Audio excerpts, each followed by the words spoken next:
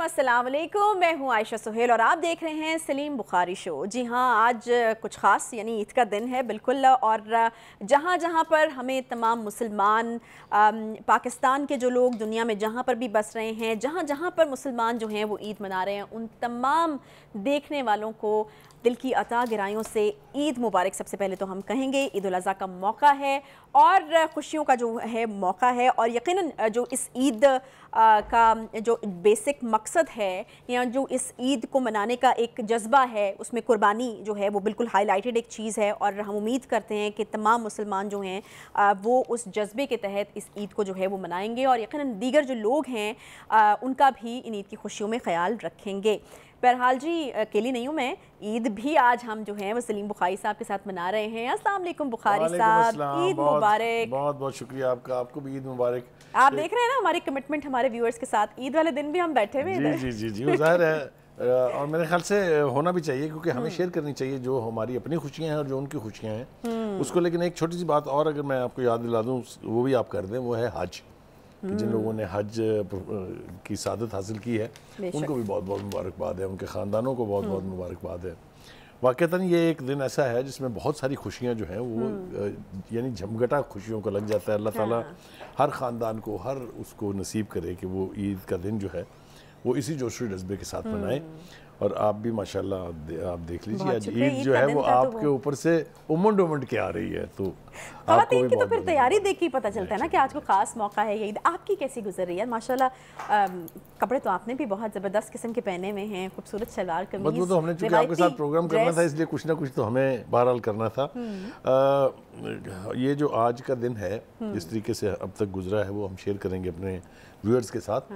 हम काम पे आते हैं, आप कहना यही चाह रहे हैं कि चलो ईद हो चाहे कुछ भी हो, हम लोगों का ना जो मैं यानी जो जर्नलिस्ट हैं वो तो चूँकि 24 घंटे अपने काम पर होते हैं, और इसी तरह से हम भी बैठे इस वक्त अपने व्यूअर्स के साथ बातचीत कर रहे हैं। मुझे समझ आ गई है कि आप कह रहे हैं कि अब ये छोड़ो, ठीक है, ईद तुम इतनी तैयार भी हुई हो, मना ली तुमने, पूरा दिन ईद मना ली, अब रात को काम की बात करें। देखें जी, वो तो हम देखेंगे ना जो कमेंट्स आएंगे ना प्रोग्राम के बाद। आपके तो फैंस की तादाद भी बहुत बड़ी है और बड़े बड़े ऐसे ऐसे जुमले बोलते हैं वो आपकी शान में कि हमें तो एक खुशी, मुझे तो बहुत खुशी होती है। नहीं, कोई मजाइका नहीं, अब रात हो चुकी है, पूरा दिन खाया पकाया खिलाया, तैयार हुए, ईद मनाई, अब मेरे ख्याल में बाकी और खुल के कमेंट जो है वो देंगे। मुझे बहुत उम्मीद है इंशाल्लाह ताला आपको शुरुआत की जाए फिर।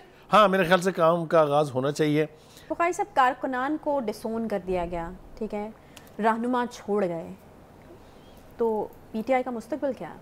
देखिए, ये बड़ा अहम सवाल है जो आप पूछ रही हैं। इसका जवाब इतना आसान तो नहीं है, लेकिन मैं कोशिश करता हूँ उसको देने की। देखिए, जो वर्कर होता है ना उसका सारा फेथ अपने लीडर में होता है, सारे की सारी उसकी कमिटमेंट पार्टी के साथ जो है वो उसके लीडर के साथ इक्वेटेड होती है, उसके साथ वो जुड़ी होती है।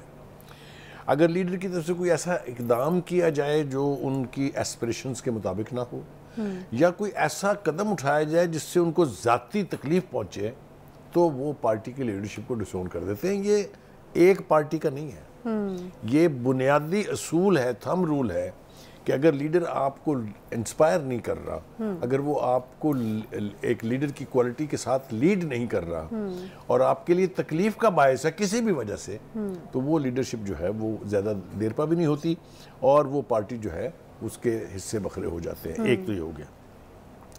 जिस हवाले से आप बात कर रही हैं मैं उसको समझ रहा हूँ, और ये एक ऐसी पार्टी जिसका चंद हफ्तों पहले तक इतना बड़ा इमेज था, लोग ये समझ रहे थे कि ये जो आने वाला इलेक्शन है उसमें स्वीप कर जाएगी और सारी पार्टियां जो हैं वो पैक करके घरों को चली जाएंगी। अब तो ये सवाल ही वो नहीं रहा, अब तो शायद ये सवाल पूछा जा सकता है कि ये बाउंस बैक करेगी। ये सूरत-ए-हाल थी ना, पहले तो हम इसके ऊपर इत्तेफाक कर रहे थे ना कि ये वाकईतन ये सूरत-ए-हाल थी। न सिर्फ ये कि हम जैसे लोग जो बैठ के टेलीविजन पे प्रोग्राम करते हैं, बल्कि सियासतदान, सियासी वर्कर वो भी परेशान थे कि क्या होगा जब इलेक्शन होगा तो। मगर वो कहते हैं ना कि इस घर को आग लग गई घर के चिराग से, किसी ने नहीं पहुंचाया उनको ये नुकसान, किसी ने साजिश नहीं की इसके लिए। ये सारा किया धरा उनका अपना है, कैलकुलेटेड है, प्लान्ड है। जब ये सूरत हाल होगी तो वर्कर डिजेक्टेड होके वो फौरी तौर पे किसी दूसरी पार्टी में नहीं चला जाता, ना वो अपनी कमिटमेंट जो है वो चेंज करता है। بلکہ وہ خاموش ہو کے بیٹھ جاتا ہے، جس طرح پیپلز پارٹی کے ساتھ ہوا۔ آپ کو پتا ہے پیپلز پارٹی کا ہب تھا پنجاب خاص طور سے، یہیں سے سیٹیں سب سے زیادہ لے کے بھٹو صاحب نے حکومت بنائی 2 دفعہ، یہیں سے سیٹیں لے کے 3 دفعہ آلموسٹ پیپلز پارٹی نے حکومت بنائی، یہ ٹھیک ہے نہیں؟ یہیں سے سیٹیں زیادہ لے کے 3 دفعہ نواز شریف صاحب نے حکومت بنائی۔ تو یہ جو یعنی پنجاب کا جو ووٹر ہے یہ کم نہیں ہے، آپ کو پتا ہے کہ لارجسٹ پاپولیشن ہے، لارجسٹ نمبر آف سیٹس ہیں ان دا نیشنل اسمبلی۔ تو یہ اس پارٹی کا اگر یہاں پر اس کو ذوف پہنچے گا، جو کہ یقینی ہے وہ پہنچے گا، کیونکہ لیڈرشپ یا جیلوں میں ہے یا مفرور ہے یا چھپے ہوئے ہیں۔ جو لیڈر ہیں پارٹی کے ان کو مقدمات کا سامنا ہے، اور مقدمات جو ہیں وہ بڑی خوفناک نوعیت کے ہیں، اس لیے اس میں ان کا کیا مستقبل ہوگا، کیا بنے گا، اس کے بارے میں کچھ کہنا مشکل ہے۔ میں 3 مقدمات کا ذکر کر دیتا ہوں صرف اپنے ویورز کی کنزمپشن کے لیے، کہ جو توشہ خانہ کیس ہے یہ بہت سیریس نوعیت کا ہے، اس میں کسی ثبوت کی ضرورت نہیں ہے۔ یہ میں بات کر رہا ہوں جو اوپن اینڈ شٹ کیسز ہیں۔ اسی طرح سے جو فورن فنڈنگ ہے، جو فورن فنڈنگ کو انتہائی سازش کے تحت اس وقت کی عدلیہ نے، نام لینے کی ضرورت نہیں ہے، آپ سمجھ جائیں گی، انہوں نے پہلے تو اس کو یعنی ممنوع فورن فنڈنگ کی بجائے ممنوع فنڈنگ قرار دے کے جرم کی نوعیت کو کم از کم آدھا کر دیا۔ لیکن اس کے چونکہ شواہد اور گواہیاں ایسی ہیں، یعنی جب اسٹیٹ بینک آف پاکستان یہ کہے کہ یہ 34 اکاؤنٹس ہیں جو انہوں نے ڈکلیئر نہیں کیے لیکن اس کے اندر پیسے آتے رہے ہیں، صحیح، ٹھیک ہے جی، پھر آپ کو فنڈنگ کہاں سے آ رہی ہے جی؟ آپ کو آ رہی ہے اسرائیل سے، آپ کو فنڈنگ آ رہی ہے انڈیا سے، تو اس سب کچھ کو جسٹیفائی کرنا جو ہے وہ اتنا آسان کام نہیں ہے۔ یعنی کٹ اینڈ شارٹ بخاری صاحب یہی کہہ رہے ہیں کہ اب اتنا آسان نہیں ہوگا ایک دم سے دوبارہ۔ ایک آخری کیس کا ذکر کرنا بہت ضروری ہے، وہ ہے ان کی مبینہ بیٹی کے حوالے سے جو ٹیرن خان کا کیس ہے۔ اگر اس کے حقائق پر آپ جائیں تو وہ بھی اوپن اینڈ شٹ کیس ہے۔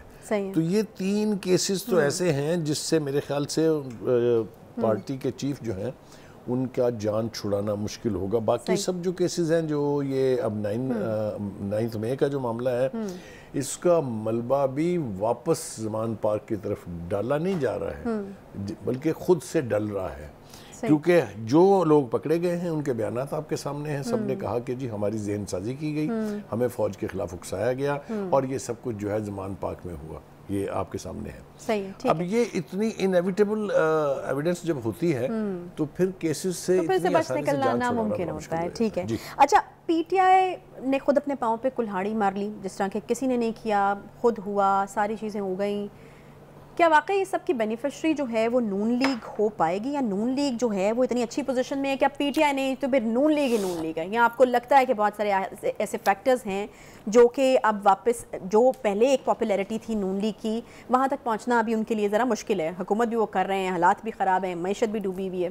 دیکھیں عائشہ، ایک بات تو بالکل طے ہے، پی ٹی آئی کو وہ نمبر آف سیٹس نہیں ملنے والی، اتنے ووٹس نہیں ملنے والے، یہ تو بالکل طے ہو گیا ہے۔ نہ ہی میرے خیال سے اب اس کی خواہش کرنی چاہیے، کیونکہ یہ امکانات ہر گزرتے دن کے ساتھ یعنی ڈوب رہے ہیں یا معدوم ہو رہے ہیں کہ کیا پی ٹی آئی اتنا ووٹ بینک سمیٹ پائے گی یا نہیں پائے گی۔ دیکھیے، جب لیڈرشپ جیلوں میں ہوگی، جب ورکرز روپوش ہوں گے، جب پارٹی کا سربراہ جو ہے وہ مقدمات کا سامنا کر رہا ہوگا، تو کون سا الیکشن ہوگا؟ مجھے بتائیے، کس الیکشن کی تیاری وہ کریں گے، کیسے کریں گے؟ لہٰذا اب آپ کے سوال کی طرف آتے ہیں، جو کہ بہت ہی مناسب سوال ہے، کہ ایسی صورت میں کہ پی ٹی آئی کا ووٹ بینک اگر ایروڈ ہوتا ہے تو اس کا بینیفٹ سب سے زیادہ کس کو ملے گا؟ دیکھیے، گزارش یہ ہے کہ پنجاب کو ہمیشہ سے دعویٰ کیا جاتا ہے، میں اس کو گارنٹیڈ نہیں کہہ رہا ہوں، کہ یہ پاکستان مسلم لیگ نواز کا گڑھ ہے۔ حالانکہ اس کے حوالے سے 2-3 رائز قائم ہو چکی ہیں۔ آپ نے دیکھا 22 جولائی کو جو الیکشن ہوئے تھے وہ سارے کے سارے جو ہیں 20 میں سے 15 تو ہار گئی تھی نون لیگ، اور ہاری بھی ان کانسٹیٹوئنسیز میں تھی جہاں مسلم لیگ جیتا کرتی تھی۔ لیکن چونکہ غلطی کی گئی، ٹکٹ ان کو دیا گیا جو پی ٹی آئی کے منحرف اراکین تھے، لہذا ورکر باہر نہیں آیا، مسلم لیگ نون کے ووٹر نے ووٹ نہیں دیا۔ یہی کچھ پیپلز پارٹی کے ساتھ ہوا تھا اس سے پہلے، کہ جیالہ چونکہ اپنی لیڈرشپ کے ساتھ کنیکٹڈ نہیں تھا، اس لیے انہوں نے فیصلہ کیا کہ چپ کر کے گھر بیٹھ جائیں گے۔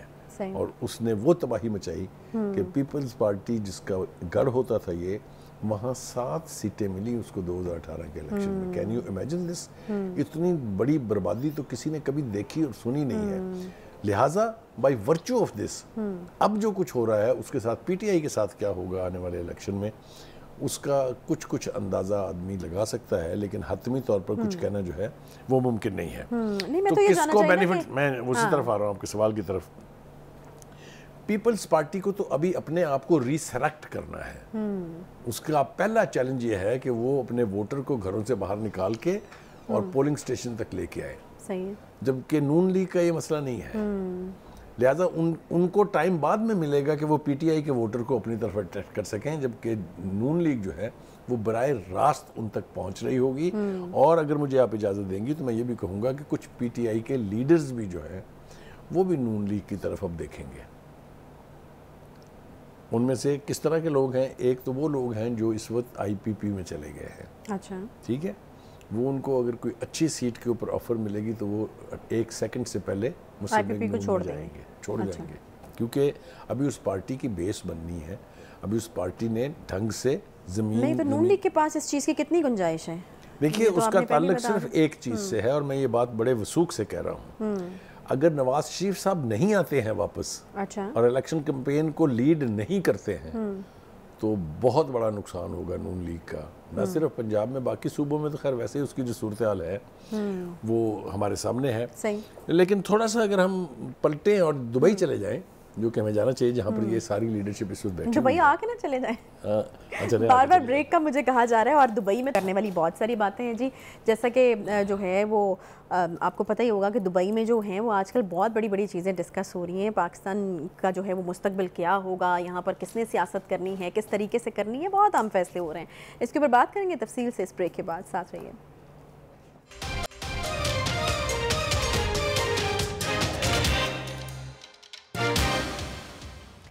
ویلکم بیک جی. بریک کے بعد ایک بار پھر سے آپ کو خوش آمدید کہتے ہیں. بخاری صاحب، ایک سوال جو ہے وہ بہت زیادہ اٹھ رہا ہے، اور وہ سوال یہ ہے جی کہ اسمبلیاں مدت پوری کریں گی یا نہیں کریں گی؟ کیا پہلے توڑ دیا جائے گا یا پوری کرنے دی جائے گی؟ اچھا، اب اس کے بیچ میں کیا ہے؟ مطلب کیا ہے ایسا جس کی وجہ سے یہ سوچا جا رہا ہے کہ پہلے توڑ دی جائے؟ مدت پوری ہو رہی تو ٹھیک ہے، مدت پوری ہونے دیں، اچھی بات ہے، لیکن پہلے توڑنے کے بارے میں کیا؟ اس میں ایک بائٹ ہے، وہ آپ کو بھی سمجھ آنی چاہیے، ہم اپنے ناظرین کو بھی سمجھانے کی کوشش کرتے ہیں.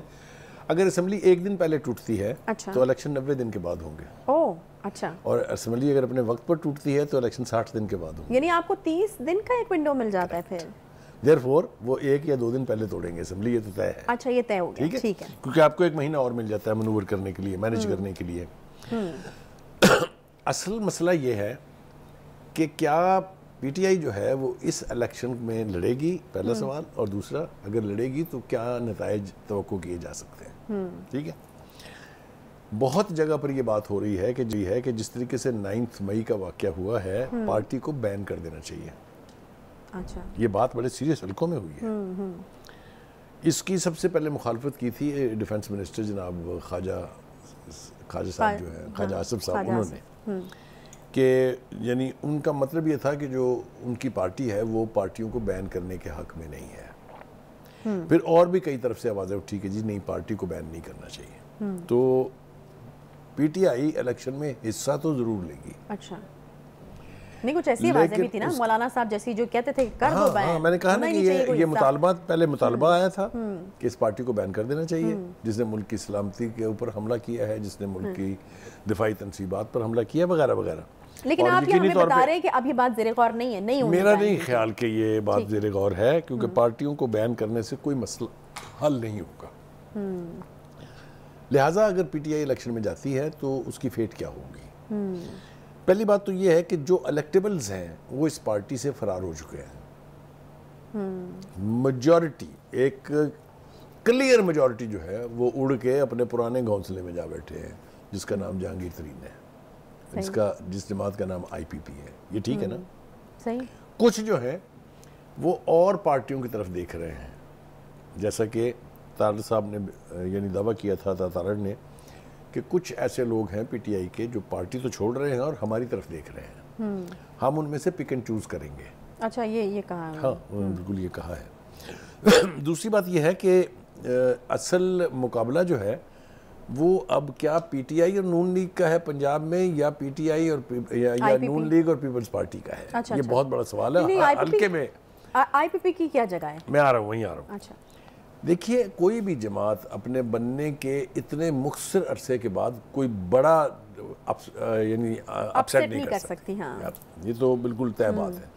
اس لیے انہیں ابھی پارٹی کو تشکیل دینا ہے، ابھی ان کی پارٹی میں آفس بیرر بننے ہیں، ابھی ان کی پارٹی کو گراس روٹ لیول پہ جا کے یعنی لوکل باڈی لیول تک اپنے بندے مقرر کرنے ہیں. بڑا لمبا چوڑا کام ہے. آپ کہہ رہے ہیں کہ جب تک الیکشن ہوں گے تب تک تو بیسک مینجمنٹ والے پروسیجر ویری کریکٹ. دیئرفور ان کا کوئی اتنا بڑا اپسیٹ رزلٹ آنے کی توقع نہیں ہے. صحیح ہے. اس صورت میں پھر پیپلز پارٹی کی یہ خواہش ہے کہ ایسے علاقے جہاں پی ٹی آئی کے الیکٹیبلز تھے وہاں ان کو سپیس دی جائے.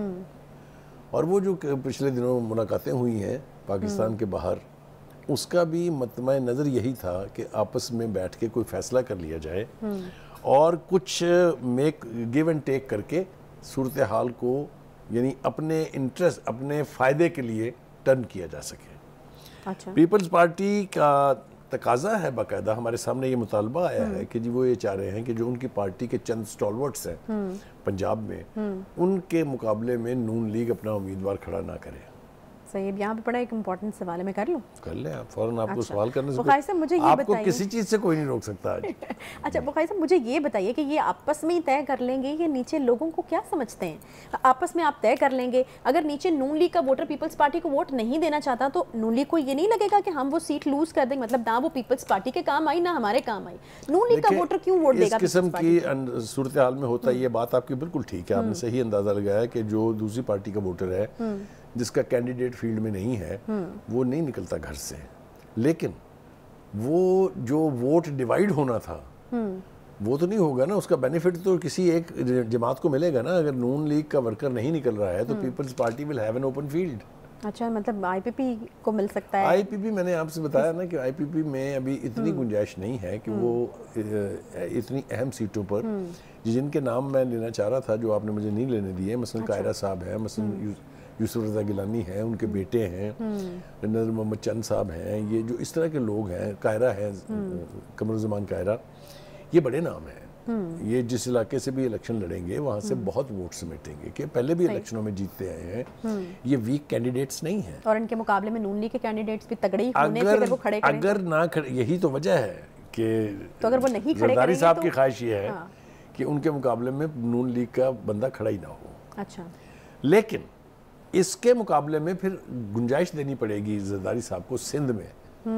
سندھ میں بھی آپ کو پتا نا نون لیگ کے 6 7 8 بندے تو الیکٹ ہو ایک ہاتھ لو والی ڈیل ہوگی. یا گیو اینڈ ٹیک ہے. اسی طرح سے کے پی کے میں اور اسی طرح سے بلوچستان میں آپ نے دیکھا کہ پیپلز پارٹی اپنے پنجے گاڑ رہی ہے، وہاں اس کی پوزیشن سٹرونگ ہو رہی ہے اور وہاں نون لیگ کا کینڈیڈیٹ بھی ضرور ایک آدھا جیتتا ہے. تو یہ میرے خیال سے ساری جو گیو اینڈ ٹیک ہے نا یہ بہت جلد طے ہو جائے گی آپس میں. کیونکہ اگر پیپلز پارٹی اور نون لیگ نے ایک دوسرے کے خلاف ایک دوسرے کے سیاسی دشمن کے طور پہ الیکشن لڑنا ہے تو پھر دونوں کا نقصان ہوگا، فائدہ نہیں ہوگا. اچھا ہاں یہ ایک بات بالکل واضح ہے. تو لوزر کون ہوا؟ P T I. بینیفیشری کون نہیں ہے؟ آئی پی پی. سو جس کو کہتے ہیں نا جو مین پنجابی میں کہتے ہیں پیڑ پائے گا یا جو مین مقابلہ ہوگا وہ ہوگا نون لیگ اور پیپلز پارٹی کا. ٹھیک ہے جی ایک بریک یہاں پہ لیتے ہیں. سب کچھ ہو جائے گا، ایڈجسٹ ہو جائیں گی، الیکشن بھی ہو جائے گا اور جیسے کہ بخاری صاحب نے کہا کہ مین مقابلہ جو ہے وہ ہو جائے گا اور چلیں یہ مان لیں گے جی کہ کوئی مخلوط قسم کی حکومت جو ہے وہ ہمیں دیکھنے کو ملے گی. لیکن حکومت جب بن جائے گی تو پھر چیلنجز کیا ہوں گے؟ کیونکہ یہ جو حکومت اب آنے والی ہے یہ کوئی اتنی پھولوں کی سیج والی حکومت نہیں ہے. اس میں بہت بڑے بڑے چیلنجز ہیں. ان سے کس طرح سے نمٹا جائے گا اور کتنے بڑے چیلنجز ہیں نئی آنے والی حکومت کے لیے، اس پر ہم بات کریں گے ایک چھوٹے سے بریک کے بعد. ساتھ رہیے.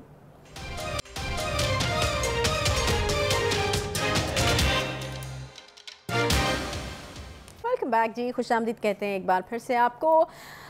اگلی حکومت کے چیلنجز بخاری صاحب کیا ہوں گے؟ حکومت بن جائے گی، آپس میں مل بانٹ کے بیٹھ جائیں گے، مخلوط حکومت ہوگی، لیکن چیلنجز کتنے بڑے ہیں اور اس سے کس طرح سے نمٹا جائے گا؟ کیونکہ اگر پھر یہ ناکام ہوتے ہیں تو پھر وہی والی بات جو آپ پہلے بھی کرتے رہے ہیں کہ پھر تیسری جو طاقت ہے اس کے لیے گنجائش بڑی بنتی ہوئی ہے. تو یہ کرنا ہی پڑے گا ان دونوں کو کچھ نہ کچھ مل کے. دیکھیے پہلی بات تو یہ ہے آج جب مجھے بتایا گیا کہ جی عید کا پروگرام ہے، آپ نے آنا ہے، میرا خیال یہ تھا کہ آپ کچھ نہ کچھ گھر سے بنا کے لائیں گی کو اچھا خاصا کھانا پینا ہوگا. بھائی صاحب مجھے لگا آپ نے پورا دن خوب کھایا ہوگا, آپ ذرا تھوڑا سا وہ ہم نے تو انتظار میں آپ کے کچھ کیا ہی نہیں ہے, میں نے کہا جب وہ پہنچ جائیں گے. بھائی صاحب یہ پہلے بتانا چاہیے تھا, یہ بتایا تھوڑی جاتا ہے, یہ تو اپنی اپنی ذمہ داری فیل کی جاتی ہے. میں تو سینڈوچ بنا کے لایا ہوں آپ کے لیے. اچھا بڑی مہربانی جی, بہت شکریہ. ٹھیک ہے جی, آ جائیے جناب آپ کے سوال کی طرف. یس, بہت اہم سوال ہے, کس کی حکومت بنے گی, کون نگران وزیر اعظم ہوگا. دیکھیے ایک تو بات مجھے اپنے طور پر, if I am a small student of history and politics, مجھے یہ لگتا ہے کہ یہ اگلی حکومت جو ہے یہ کولیشن گورنمنٹ ہوگی, یہ کسی ایک پارٹی کی حکومت نہیں ہوگی. اب وہ کولیشن کن کی ہوگی؟ کولیشن جو ہے وہ پیپلز پارٹی اور نون لیگ کی ہوگی.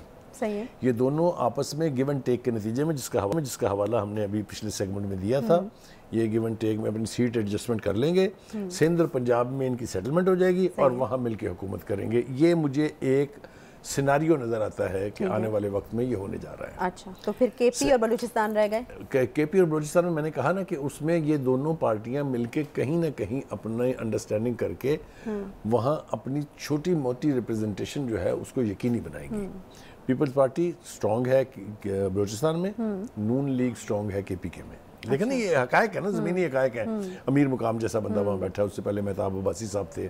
تو یہ سارے لوگ جو ہیں, مطلب یہ کہ ان کی نمائندگی ضرور ہوگی لیکن بہت زیادہ ویزیبل نہیں ہوگی. دیئرفور پیپلز پارٹی ریسٹرکٹ ہوگی سندھ تک, وہاں اس کی حکومت ہوگی. پنجاب میں نون لیگ کی حکومت بن سکتی ہے, یا کہیں نہ کہیں کوئی تھوڑی بہت ایڈجسٹمنٹ پیپلز پارٹی کے ساتھ ہو سکتی ہے.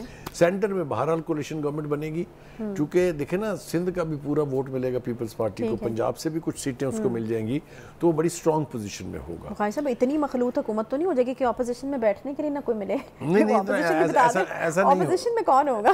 بالکل ٹھیک, آپ کا سوال بالکل ٹھیک ہے, لیکن اس میں آئی پی پی ہوگی, اس میں دینی جماعتیں ہوں گی, اس میں تحریک انصاف کی بھی کوئی, اس میں جے یو آئی تو خیر مخلوق حکومت کا حصہ بن جائے گی, تحریک انصاف بھی ہوگی یقینی طور پہ. یہ میں نے پہلے بھی کہا تھا, پھر کہہ رہا ہوں, اس کو آپ وائپ آؤٹ نہیں کر سکتے اسکرین سے. تو پھر یہ تو مجھے اپوزیشن بھی بہت بٹی بھی لگ رہی ہے. آئی پی پی اور تحریک انصاف اپوزیشن میں بیٹھی ہوں گی بالکل منہ موڑ کے. ہاں مطلب وہ اس طرح کا پہلے بھی کئی ایک دفعہ تجربہ ہوا ہے. آپ دیکھیں جب کولیشن بنانے پہ آتے ہیں تو اے این پی جو ایک ریڈیکل لیفٹ جماعت تھی اور جماعت اسلامی جو ریڈیکل رائٹ جماعت تھی, انہوں نے مل کے حکومت نہیں بنائی تھی کے پی کے میں. صحیح. تو یہ سب مجھے لگتا ہے نا کہ سیاست میں سب چلتا ہے, سیاست میں کوئی دشمنی آخری نہیں ہے, اور سیاست میں کوئی حرف آخر نہیں ہے. ہر جگہ ایڈجسٹمنٹ, وہ کہتے ہیں نا اس کے بارے میں کہ it's a game of compromises. تو یہ سیاست میں سب کچھ چلتا رہتا ہے. اگلا سوال یہ ہوگا کہ نگران وزیر اعظم کون ہوگا. کچھ نام جو ہے مارکیٹ میں آلریڈی فلوٹ کر دیے گئے ہیں, وہ آپ کو بھی پتا ہے, مجھے بھی پتا ہے, میرے خیال سے ناظرین کو بھی پتا ہے, لیکن حتمی طور پر یہ فیصلہ ابھی نہیں ہوا ہے کہ کون ہوگا. اچھا, میرا خیال یہ ہے کہ جو بھی شخص نگران وزیر اعظم بنے گا اس کو تمام پارٹیوں کا اعتماد حاصل ہونا چاہیے. اچھا, بہت ہی کریٹیکل لمحات ہوں گے وہ, بہت کریٹیکل موقع ہوگا وہ, اور اس صورتحال کو بیلنس رکھنے کے لیے you need a qualified experience person. وہ اب کیا تجربہ ہونے جا رہا ہے مجھے اس کا تو اندازہ بھی نہیں ہے. ہاں obviously وہ سب کے لیے ایکسیپٹیبل ضرور ہونا چاہیے. یہ ایسا نہیں ہونا چاہیے کہ اس کو آپ اسٹیٹ اوے برانڈ کر دیں کہ یہ تو نون لیگ کا بندہ ہے یا یہ پیپلز پارٹی کا ہے. سب میں میرا خیال میں پیپلز پارٹی نون لیگ کی بات کریں, اگر ان دونوں کی حمایت اس کو حاصل ہوگی. اب آپ یہ تو نہیں کہہ سکتے کہ خان صاحب کا بھی اس کے اوپر ماننا ضروری ہے. نہیں, یہ ہوتا بھی نہیں کبھی, سب پارٹیاں اتفاق نہیں کرتی. دو مین اسٹیک ہولڈر ہیں جن کا ایک نام پہ اتفاق ہونا. دیکھیں بنیادی طور پر اصول یہ ہے کہ نگران وزیر اعظم ہوگا جو اس وقت کی حکومت اور جو اپوزیشن ہے وہ نام بھیجیں گے, ان 3 ناموں میں سے کوئی ایک نام ہو جائے گا. یہی ہوتا ہے ہمیشہ سے. تو اس وقت اپوزیشن تو وہاں پر وہ منحرف اراکین ہیں تحریک انصاف کے جو بیٹھے ہوئے ہیں اور جو آلموسٹ حکومت کا حصہ ہی کہہ لیں آپ ان کو. لہٰذا مجھے اس کے اندر کوئی تصاد تو دکھائی نہیں دیتا, لیکن وہ شخص کون ہوگا اس کے اوپر ان 2 مین پارٹیوں کا کنسنسس ہونا بہت ضروری ہے. ایک طرف تو یہ رہا. دوسری طرف یہ ہے کہ چیلنجز کیا ہوں گے. آپ نے بہت اہم سوال پوچھا, اس کے لیے ہمارے پاس زیادہ وقت تو نہیں ہے. بالکل بھی نہیں. پہلی بات تو یہ ہے کہ آئی ایم ایف کا معاہدہ ہو چکا ہوگا, مجھے پتہ نہیں کیوں یہ یقین ہے. آج نہیں تو کل, کل نہیں تو پرسوں, پرسوں نہیں تو عید کے فوراً بعد اس کا اعلان ہو جائے گا. آج بھی 4تھی مرتبہ شہباز شریف صاحب جو ہیں ان کا رابطہ بھی ان سے ہوا ہے, اور ایسے آثار ہیں کہ یہ جو اکنامک چیلنج ہے یہ کسی حد تک یہ جن جو ہے یہ بوتل میں بند کر دیا جائے گا. ٹھیک ہے, مطلب اس سے زیادہ ٹھیک ہے بوتل میں بند کر دیا جائے گا. آئی ایم ایف جو ہے اس کو بڑا امپورٹنٹ بھی کنسیڈر کر, حکومت بھی جو ہے وہ سکون کا سانس لے گی. اسحاق ڈار صاحب جو بڑا چڑھ جاتے تھے اس سوال سے, وہ بھی ذرا آسانی میں ہوں گے. لیکن مجھے یہ بتائیے ٹرکل ڈاؤن افیکٹ ہوگا یا نہیں ہوگا, عوام کو بھی کچھ آسانی اس سے ملے گی یا نہیں ملے گی؟ دیکھیے عوام کو ریلیف دیے بغیر کوئی حکومت اب قائم نہیں رہ سکتی. اس وقت یہ سب کچھ اس لیے چل گیا کہ پی ٹی آئی کی حکومت کا زوال تھا, پی ٹی آئی کی حکومت کو نکالا گیا, پی ٹی آئی کی حکومت جو ہے وہ سکڑ رہی ہے, مطلب پارٹی جو ہے وہ سکڑ رہی ہے. تو وہ چیلنجز اور تھے. جس وقت اب آپ الیکشن لڑ کے واپس آ کے حکومت بنائیں گے تو عوام نے گریبانوں میں ڈالنے ہیں ہاتھ. اچھا, یہ آسان نہیں ہے.